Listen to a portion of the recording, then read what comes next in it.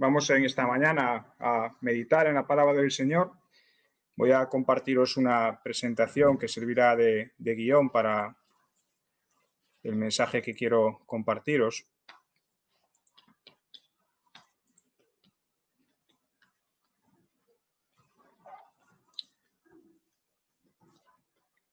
Creo que ya la podéis ver en la pantalla.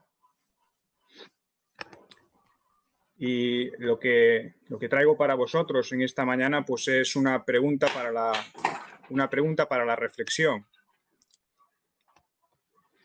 Una de las formas más fascinantes que usaba el Señor Jesús para enseñar a sus discípulos era a través de preguntas. El método no era nuevo en sí mismo. El gran pensador y filósofo Sócrates, que vivió 800 años antes del Señor Jesús, ya utilizaba este método. Utilizaba el método de las preguntas como método de enseñanza. Seguramente muchos habéis estudiado acerca de este filósofo en vuestra vida escolar. Él le puso un nombre un poco raro a esta forma de enseñar, le llamaba la mayéutica, y fue probablemente el impulsor de este método de enseñanza que se basaba en el diálogo y en buscar en el alumno la reflexión, la razón y el análisis. Sin embargo, siendo el mismo método, el Señor Jesús, como el Maestro Supremo, que conocía el corazón, conocía los pensamientos de los hombres, sabía las inquietudes más íntimas, pues utilizaba estas preguntas siempre en el momento adecuado, preciso y con el sentido necesario. Preguntas que llevaban a los discípulos a madurar en el conocimiento de la identidad de su Maestro. Es decir, ¿quién era Jesús realmente? Les ayudaban también a entender cuál era el propósito último del ministerio del Señor Jesús, es decir, qué había venido a hacer el Señor Jesús. Y les ayudaba, por supuesto, a crecer en su fe y también les enseñaba, a través muchas veces de preguntas, cuál había de ser el trabajo que ellos debían continuar y en el que estaban siendo instruidos. En esta mañana vamos a pararnos a meditar en una de esas preguntas, estaba ya en la introducción de la diapositiva, y es el texto que encontramos en el Evangelio de Mateo, en el capítulo 16. Vamos a ver si conseguimos que salga en la pantalla. Si queréis acompañarme en la lectura, Mateo 16, del versículo 13 al 17. Cuando llegó Jesús a la región de Cesarea de Filipo, preguntó a sus discípulos diciendo: ¿quién dicen los hombres que es el Hijo del Hombre? Ellos dijeron: unos Juan el Bautista, y otros Elías, pero otros Jeremías o uno de los profetas. Él les dijo: ¿y vosotros quién decís que soy yo? Respondiendo, Simón Pedro dijo: tú eres el Cristo, el Hijo del Dios viviente. Y Jesús respondiendo le dijo: bienaventurado eres Simón, hijo de Jonás, porque esto no te lo reveló carne ni sangre, sino mi Padre que está en los cielos. Después de tener un enfrentamiento, uno más, con los saduceos y con los fariseos, el Señor Jesús, dice el texto, que cruzó al otro lado del mar de Galilea y fue a un lugar tranquilo, probablemente en alguna de las aldeas que rodeaban la ciudad de Cesarea de Filipo, que también menciona el texto, en la base del monte Hermón. Sería un buen lugar, como nos dice Lucas, que también recoge esta escena, para orar. El Señor Jesús solía hacerlo antes de algún paso importante y ahora iba a darlo con esta enseñanza. Y también para continuar con la labor de enseñar a los discípulos.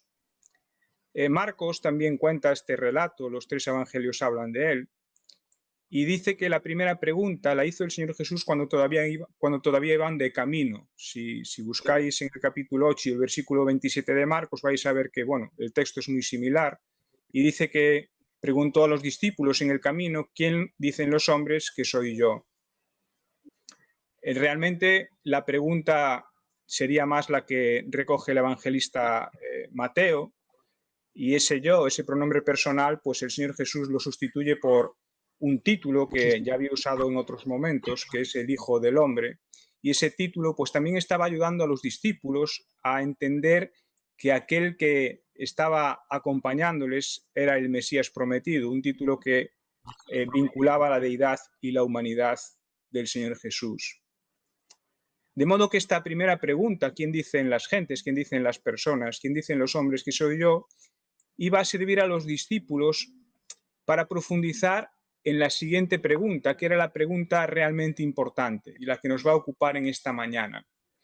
Y leíamos en el versículo 15 que les dijo, bueno, ¿y vosotros quién decís que soy yo?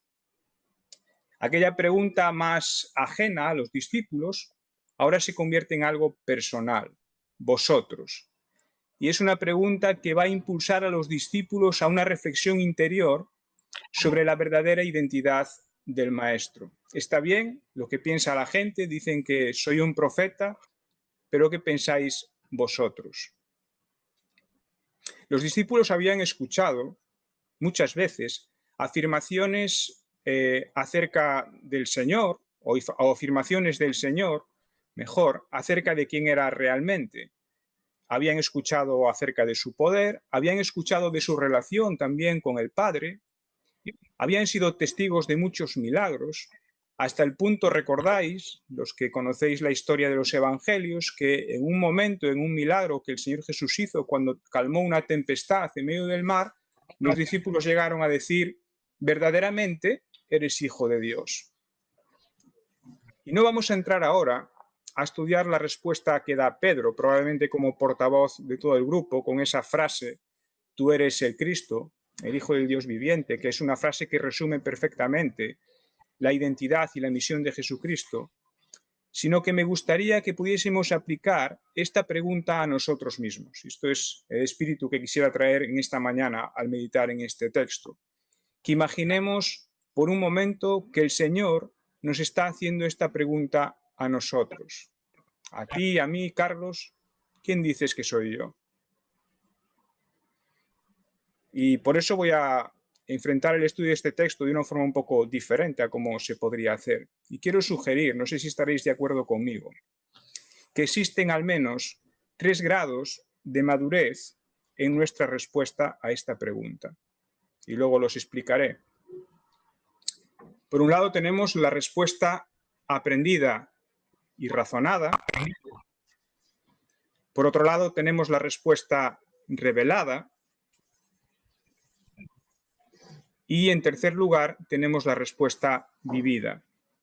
La respuesta aprendida y razonada, la respuesta revelada y la respuesta vivida. Y disculpad que me comí unas cuantas diapositivas, pero creo que seguisteis bien la exposición.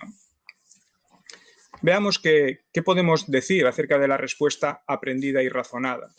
Si recordáis la primera parte del texto que leíamos, los discípulos dijeron al Señor que las gentes en general pensaban que él era un profeta.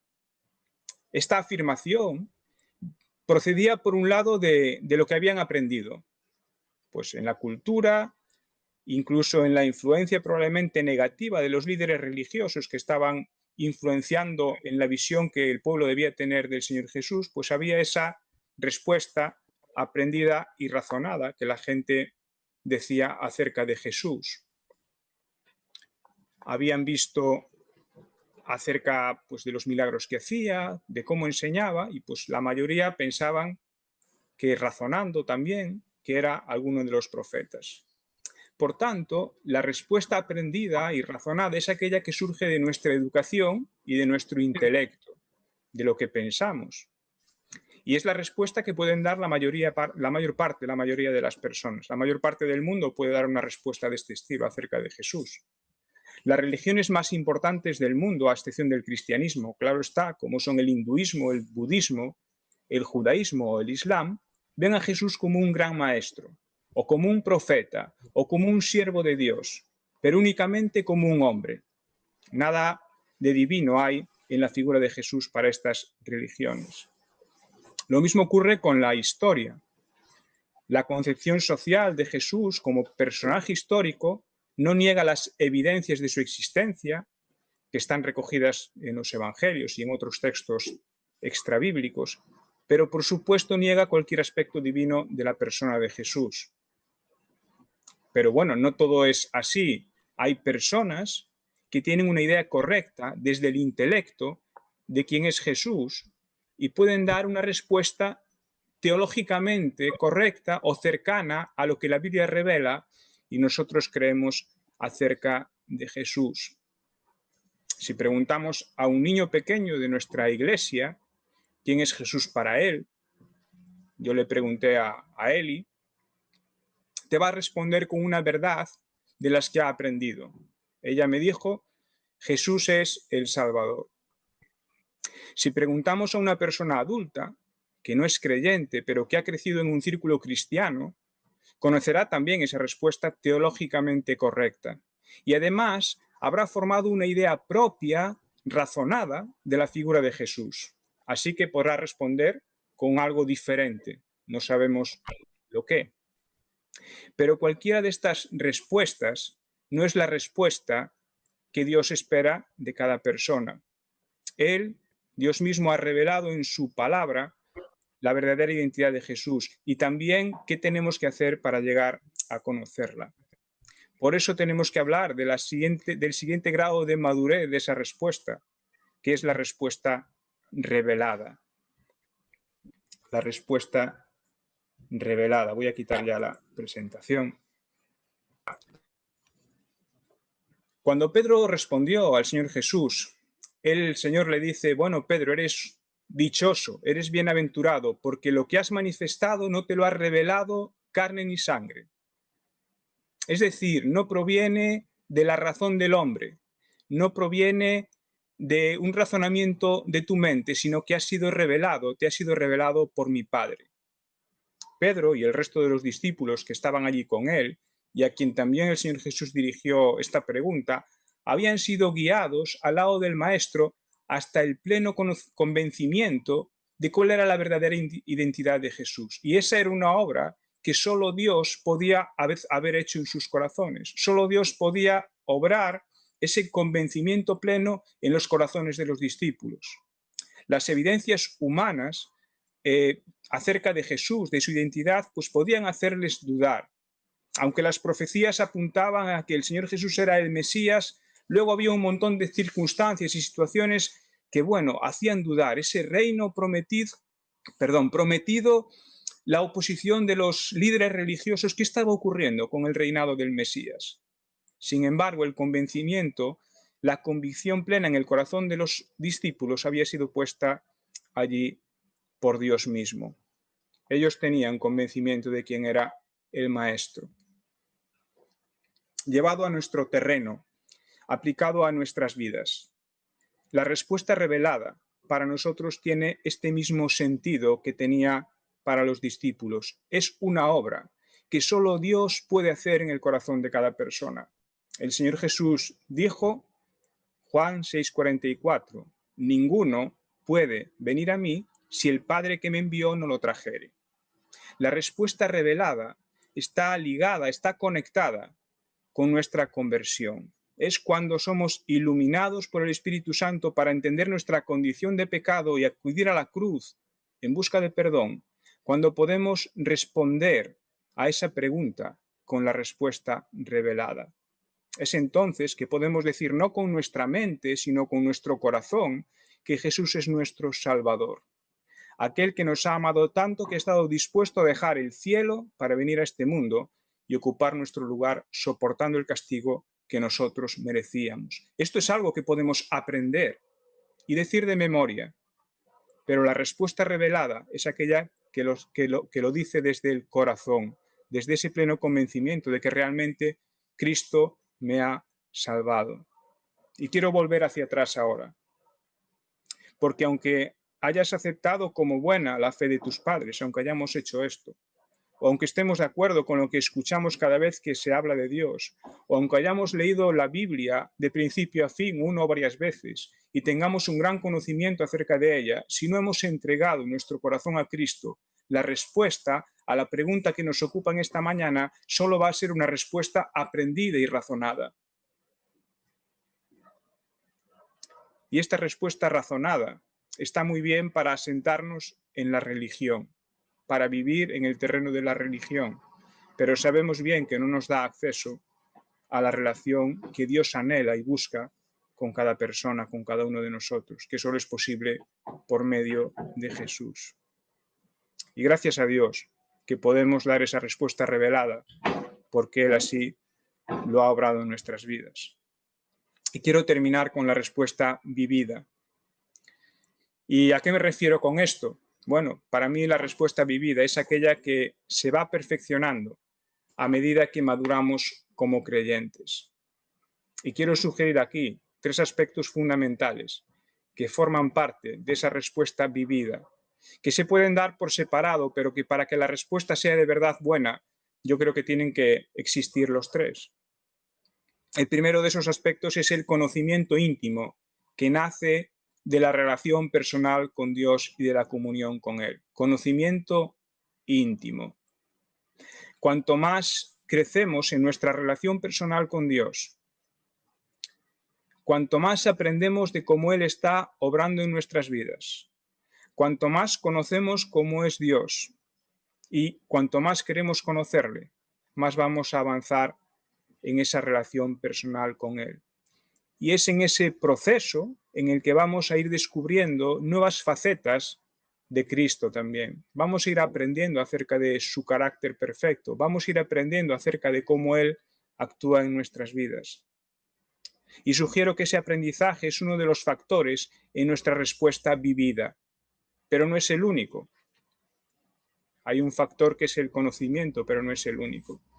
El segundo factor que os sugiero es el de la transformación, por medio del Espíritu Santo. Si conocemos mucho de Cristo, pero no dejamos que el Espíritu Santo nos vaya transformando para parecernos cada vez más a Él, estamos dejando incompleta nuestra respuesta vivida, porque es en la medida en la que somos transformados cuando también somos capacitados para entender mejor cómo Él es. Y dejadme que os lo ilustre con un ejemplo.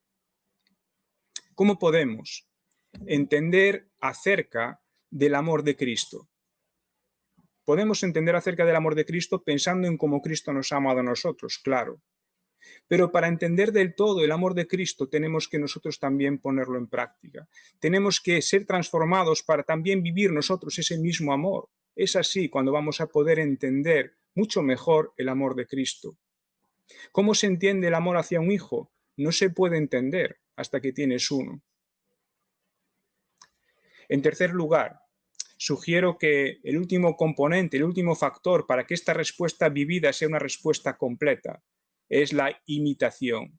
Hablábamos de conocimiento, hablábamos de perfeccionamiento, hablábamos de la vivencia con Cristo y en tercer lugar tenemos que hablar de la imitación. Necesitamos seguir los pasos de Jesús.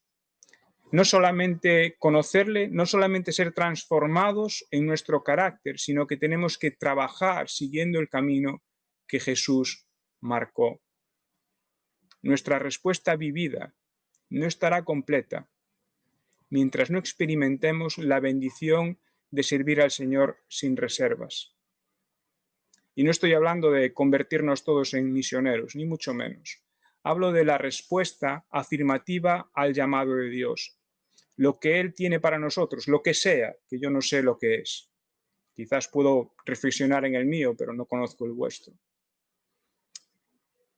El apóstol Pablo, que pasó por todos estos diferentes estados de madurez en su relación con el Señor Jesús, ¿verdad? Vivió la respuesta razonada y aprendida, de rechazo en su caso. Vivió la respuesta revelada con aquel encuentro personal con Cristo y vivió la respuesta vivida, llegando a decir ese texto que conocemos la mayoría: para mí el vivir es Cristo y el morir es ganancia. Quiero ahora invitaros a que mientras escuchamos la canción que va a sonar ahora, que pensemos cómo podemos responder a esta pregunta en la que hemos meditado en esta mañana. El Señor Jesús nos dice, bueno, ¿quién dices que soy yo? ¿Quién soy yo para ti?